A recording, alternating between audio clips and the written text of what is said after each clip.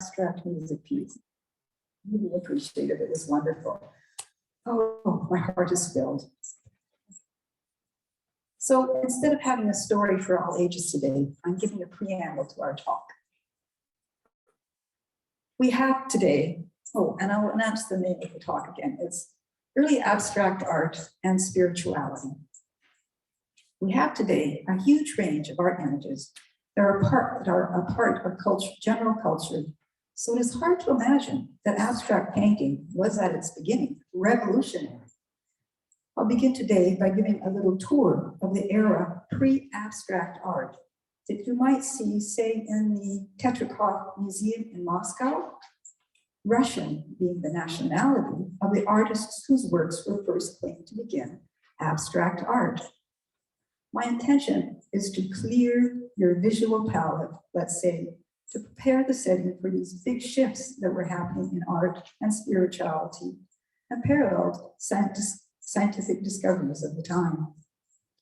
When I was 17, I took a spring break high school trip and chose Moscow among the destinations being offered. Russia had started to open up to tourism around then. Our sightseeing centered around Red Square until we were taken to a museum of Russian artists, the Tetrakhov. It's a very famous museum. These paintings represent some of the artists that I might have seen them.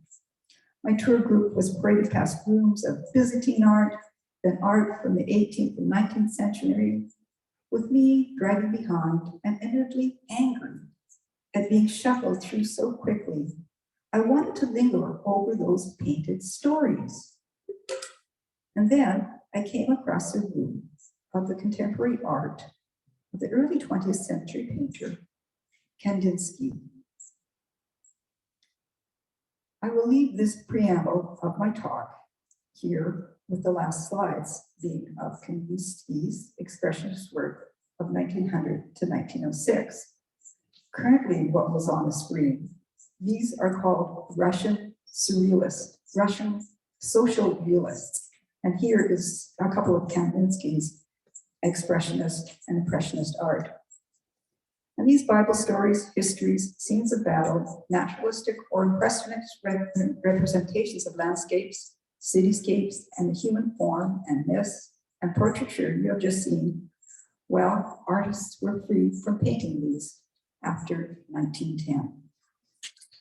That's the end of my preamble. So over to Dick and Kathy for the next song.